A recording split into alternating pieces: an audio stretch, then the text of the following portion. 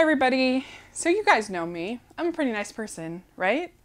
Like we've gotten to know each other over the last couple of years. I don't get angry. I don't get frustrated that often. I even had nice things to say about Strange Magic, and I had a few nice things to say about Home. And I tell you, I'd rather watch those movies 500 times in a row than watch Norm of the North again. This movie is one of the worst animated films I've ever seen. It was so bad. And I was going into this with incredibly low expectations. Still open-minded. I said, you know what? I'm just going to bring my lunch. I'm going to eat lunch. So, I have to have lunch anyway. It'll just be a little bit longer of a lunch. No big deal. I was really just looking for something to mildly amuse me while I'm eating lunch. Not a high bar set. But I'm telling you, this movie was so bad. It's so bad. It's just hard to even describe how bad it is. Norm of the North was created by a studio called Splash Entertainment. It's the first feature film. And it's directed by a guy named Trevor Wall. And this was not a strong way to start out your animation studio by any stretch of the means. Let's start with the characters. You've got Norm, who is the prince of the polar bears. And the polar bears, they live in the Arctic, of course. And there's evidently so many cruise ships that go to the Arctic that they put on shows. And you see the polar bears have audio mics and headsets and things like that. But so that's not enough. At least Happy Feet, when humans find them, they still look like penguins to the humans. They're still acting like penguins. But no, these are, some of them are wearing clothes. It's just, some of them are wearing glasses.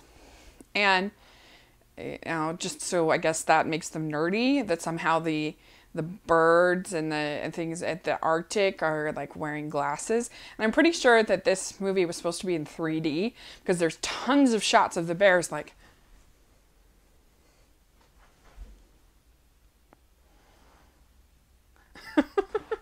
sweeping towards you, like that.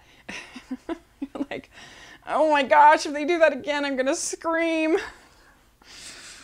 And we get this story of Norm's grandfather disappeared and he abandoned the thing, but then you don't hear about that for a long time. Nobody likes Norm, but he has this mysterious power that he can talk to humans, and of course that means he can speak in English. And first of all, I don't think that there's tons of cruises that go to the Arctic. There's ones that go to Alaska, but it's still relatively lush and developed and everything like that. And they find out that this developer is going to be building model home communities in the middle of the ice in the Arctic.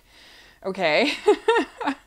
And it's so bad. And so he decides, since he can talk to the humans, that he's going to go and he's going to go to New York or wherever, and he's going to confront Mr. Green, who's of course the name of the developer, the big bad corporate guy, and he's going to stop them from building these homes.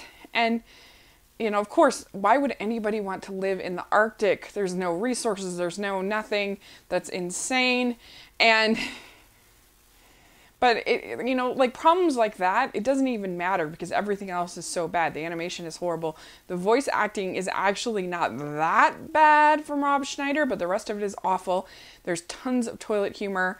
There's repeated toilet humor. Oh, we didn't have the long urination joke once. We're going to have it again and again and again. There's these lemming characters, which are just kind of, why not use an actual animal that is actually in the Arctic? You could use freaking penguins if you wanted to. But they create this character called the lemming, and it's basically a little rodent, and that kind of follows around, and it's such an obvious Minions ploy, it's kind of a joke. And then they have random pop songs kind of mixed in, there's that Hey Geronimo song in there for some reason. Of course, you've got the big dance number at the end, and it's awful. He gets to New York and he finds, of course, Mr. Green, who's just this, sniveling bad guy, corporate bad guy we've seen in a million other things, and his plan is insane. And it's not even fun and over the top and campy or anything like that. It's really shrill. It's really awful.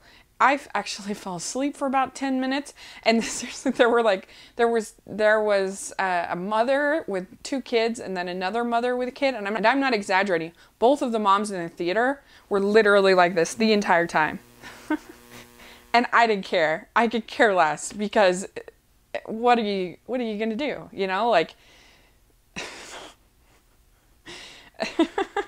I don't blame him at all. Like, I finally got out my phone and was doing stuff and everything. Like, this movie was horrible. And, I did hear a kid laugh twice at 2 fart jokes. And so there's that. I mean, it's awful. So anyway, buyer be warned. Do not see Norm of the North. Go see Good Dinosaur. Come on, it's so much better than this. If that's still playing by you, go see Star Wars. Go find Dollar Theater and see Peanuts movie, or stay at home and play with your kids. Talk to them. Have a nice conversation, share a meal together, do anything. That'll be better than watching this complete garbage. So, yeah, I give it an F, F, F. It is awful. So much. Please subscribe to my channel, and I'll talk to you later. Bye.